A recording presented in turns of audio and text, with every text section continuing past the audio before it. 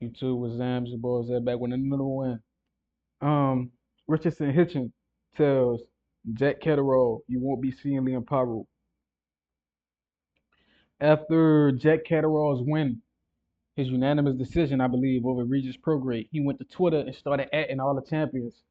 And he told Liam Pyro, the IBF champion, see you soon. Pyro is the guy to the left. Hitchison is the guy to the right. Pyro is the champion. Hitchison is challenging him for the champion. And Hitchison took it as disrespect. He was like, man, what you mean see you soon? But he got to go through me. No, we fighting each other. And I understand that animosity. Like it's the spirit of competition. Like you just writing me off.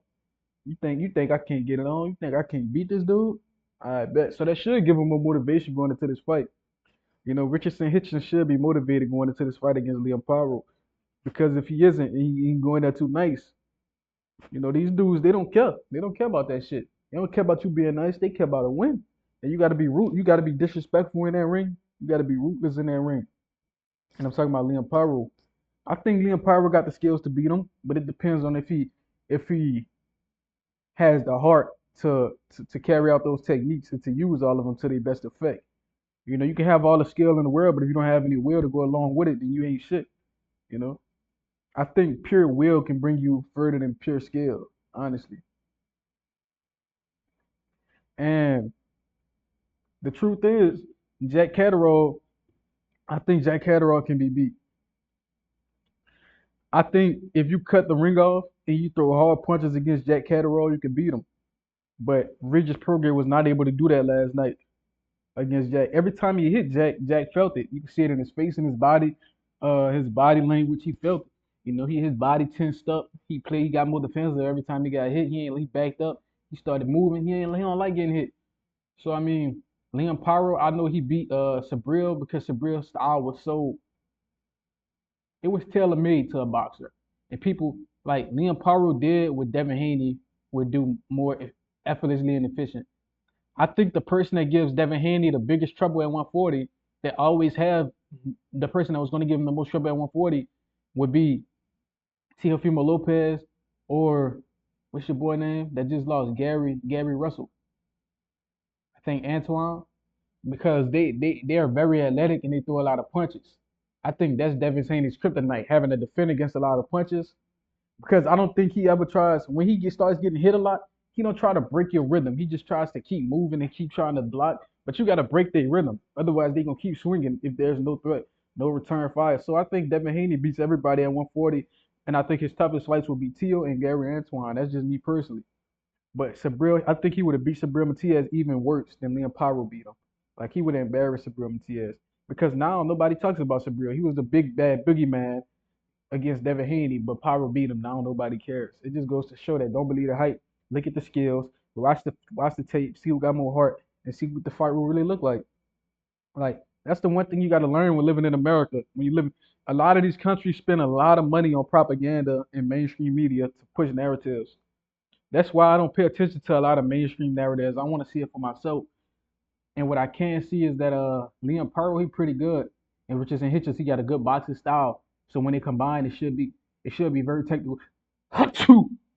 Well, but yeah, when these dudes combine, it should be very technical. They both boxers, but I think Paro has the speed and athleticism. I mean, not Paro. I think Richardson.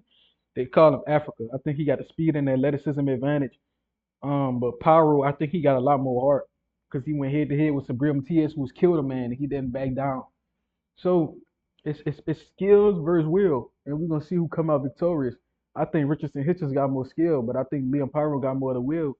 So I mean, we're gonna see who come out victorious. And Richardson told Jack, he was like, "Yeah, bro, you not gonna see Liam Pyro, you gonna see me." He was like, "I bet my purse you're not fighting him." And that's what the sport needs. It needs competitiveness, not disrespect, but competitiveness. See, that's when a lot of people get it mixed up. They get competitiveness and disrespect mixed up because Devin Haney being competitive. Who else competitive? Who else is a competitive fighter? You got the Devin Haney's of the world, Deontay Wilder's, Terrence Crawford especially. These guys are very competitive, and people take their competitive spirit as disrespect. When Terrence Crawford was calling out Errol Spence for all them years, I don't know if Errol took it as disrespect or not. I'm not sure, but there was a lot of like You gotta come to my side of the shit. It was a lot of like politicking and chess moves instead of just the spirit of competition. And when Errol Spence said, you know what, let's just make it happen. And when he showed how his competitive heart, that's when the fight easily got made. Devin Haney been trying to be competitive with everybody in his division. Devin Haney had sent the offer to Shakur. Devin Haney and Tio had a finished deal allegedly. Um, Devin fought Ryan. The only person he hasn't been in negotiations with yet is Tank. And Turkey offered Devin Haney and Tank a fight, and Tank turned that shit down. So Devin Haney has been in talks with all the people in his division to fight at least once. He has been in talks with all of them to fight. Devin Haney, he got the spirit of competition, and I think all the fanboys, the Tank fanboys, the Ryan fanboys, the Shakur fanboys, the Teal fanboys, I think they take competition as disrespect. Competition is one of the highest forms of respect you can give because you saying you got a high skill ceiling, and I'm going to put my skills up against yours. It made a better man come out. So the thing that's wrong with boxing nowadays is that they take competitiveness as disrespect instead of embracing a competitive spirit and respecting each other when it's over. You could talk a good amount of shit that come with being competitive, but when you try to disrespect somebody's manhood and like they're not worthy and this and all this crazy shit because they want to fight you, Tank Davis. And that's when you start getting weird. Like when Tank will pull up on people outside of the arena and try to act tough and not send a contract. Or when Shakur calls out Lomachenko to fight and Lomachenko starts challenging him to fight outside the arena. Weird, crazy shit like that. That's when I'm like, all right, they confuse the competitiveness with disrespect.